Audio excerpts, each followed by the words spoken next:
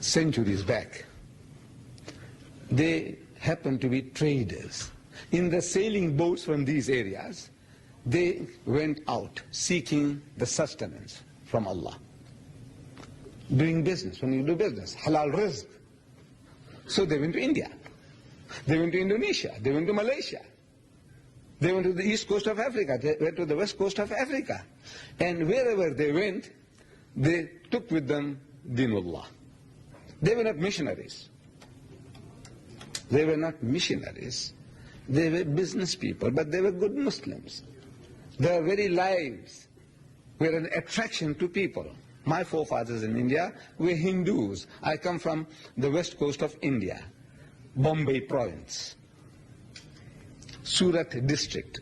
In Surat, there is a river passing through, and your forefathers used to come there to do business, to barter their dates for our muslin cloth, our turmeric, our tamarind, and take it somewhere else and barter that for something else, business.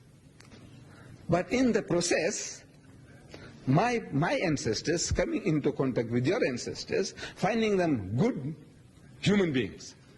They didn't know about Muslims, good human beings. So he said, look, we'd like to be one of you. He said, very easy, give your hand. So they gave the hand. Say the Shahada. So what's that? Say La ilaha illallah Muhammadur Rasulullah. They said it, they uttered it. So you're a Muslim. From now on, you mustn't drink, you mustn't gamble, you mustn't do this, you mustn't do that, you mustn't eat the pig. So right. You must make salat. There's a house. So come, I teach you. This is how you make wudu, this is how you make salat. They converted us. And from my youth, from my childhood, my father used to make me to reverence the Arabs. Whenever we saw the Arab in this garb, my father would go and shake his hand and kiss them. And I also did likewise. He said, had it not been for these people, we would be still worshipping men and monkeys, elephants and snakes, and many other things besides, which I can't even tell you. That the urine of the cow would be our purification, our scent. You can't imagine. Your forefathers, they saved us. Wallah, may Allah reward them.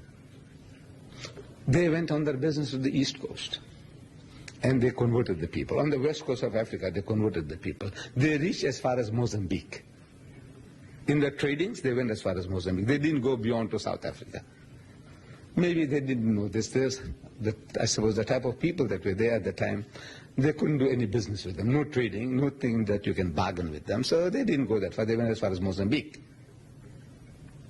The Portuguese, some 500 years ago, with the superior gunpowder, they overpowered the Muslim who were in charge, who were the governor of the place.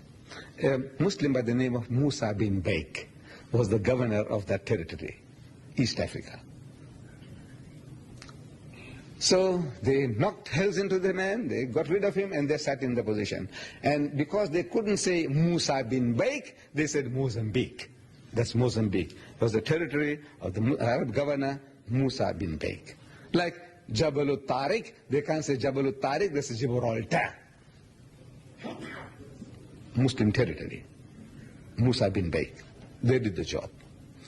Now, we happen to be there in South Africa. And South Africa is a very rich country. It is the richest piece of real estate landmass in the world. No, I'm not here to sell South Africa to you people. I know the Abu Dhabi people that send a delegation there, and they want to do business with the country. I say, mashallah, we want our brothers to come over and do business.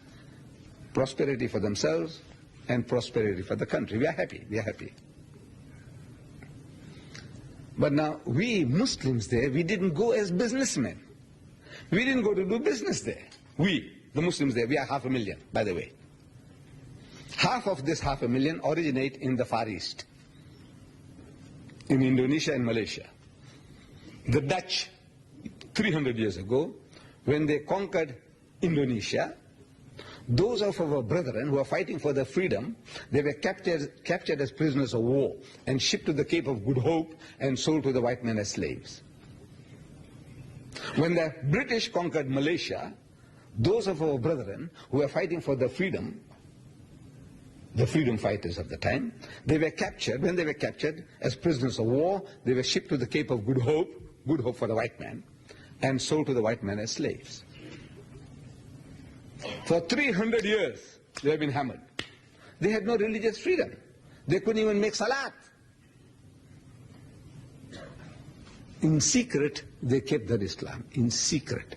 300 years of hammering failed to change them. And they have come out